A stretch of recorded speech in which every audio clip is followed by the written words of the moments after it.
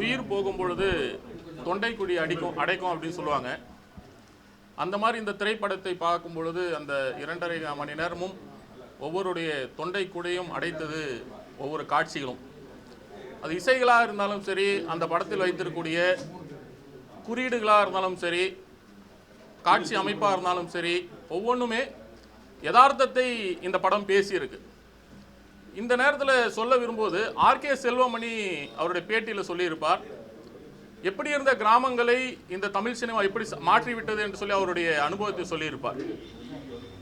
ஒரு முஸ்லீமை எந்த அளவுக்கு கிரிமினலைஸ் செய்ய முடியுமோ அந்த அளவுக்கு கிரிமினலைஸ் செய்து ஒரு மத நல்லிணக்கமான இருந்த பூமியை எவ்வளவு நாசம் செய்திருக்கிறது சினிமா என்று சொல்லி அந்த ஆர்கே செல்வமணி அவருடைய பேட்டியில் பேசியிருப்பார். உண்மையிலே அந்த சினிமா துறை மீதான 100 ஆண்டு கால சினிமாவில் 50 ஆண்டு காலுக்கு மேல் முஸ்லீம்களை தீவிரவாதியாகவும் மதவாதியாகவும் காட்டி பிளவுவாத அரசியல் செய்த சினி அந்த திரையுலகத்தில் இப்பொழுது வந்திருக்கக்கூடிய இந்த திரைப்படம் அந்த அத்தனை அழுக்குகளையும் துடைத்திருக்குன்னு சொல்லி தான் நினைக்கிறேன். அந்த திரைப்படத்தில் ஒரு காட்சி உண்மையிலே அது சொல்லணும்னு ஆசைப்பட்றேன். என்னென்னா, அந்த கைதி தப்பிச்சு ஓடுவதற்கான ஒரு வாய்ப்பே ஏற்படும். ஆனால் தப்பிச்சு போக மாட்டான். அப்போ அந்த எஸ்கார்டு கேட்பார், உனக்கு வாய்ப்பு கிடைச்சிது, நீ ஏன் போகலை அப்படின் பொழுது, என் பேர் பிரச்சனை சார், நான் அப்துல், நான் தப்பிச்சு போனேன், எங்கே போவேன் அப்படின்னு அந்த ஒரு பையன் அந்த கைதி கேட்பாவில். உண்மையிலேயே நம்ம எல்லாரும் ஃபாத்திமா லத்தீஃப் தெரியும், ஐஐடியுடைய மாணவி. அந்த பொண்ணு தற்கொலை பண்ணிக்கலாம். கேரளாவிலேருந்து இங்கே படித்த பொண்ண தற்கொலை பண்ணிக்கலாம். அந்த தற்கொலையின் பொழுது அவர் எழுதி வைத்த கடிதத்தில் இருந்து என்னென்னா, என் மரணத்திற்கு என்னோட பெயர் தான் காரணம் அப்படின்னு. அந்த வலியை இந்த படம் பேசியது.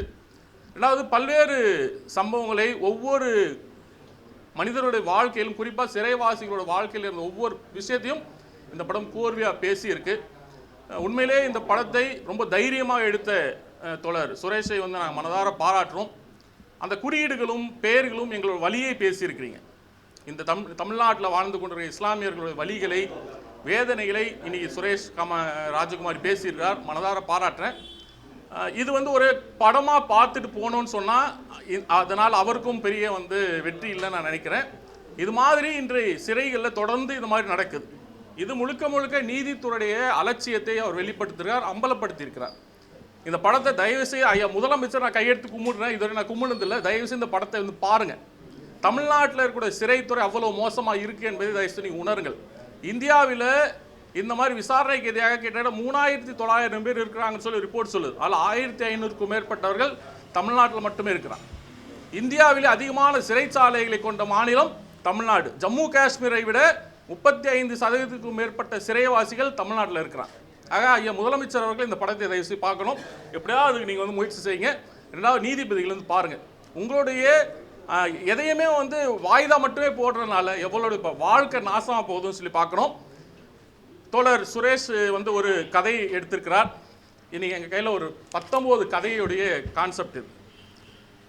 ஒரு சிலிண்டர் வெடிப்பு, அதை தொடர்ந்து 19 அப்பாவிகள் இன்னும் கூட 4 ஆண்டுகளாக 3 ஆண்டுகளாக விசாரணை கைதியாக இருக்கிறாங்க. இதை 4ஆம் தேதி நாங்கள் கோயம்புத்தூரில் வெளியிட இருந்தோம்.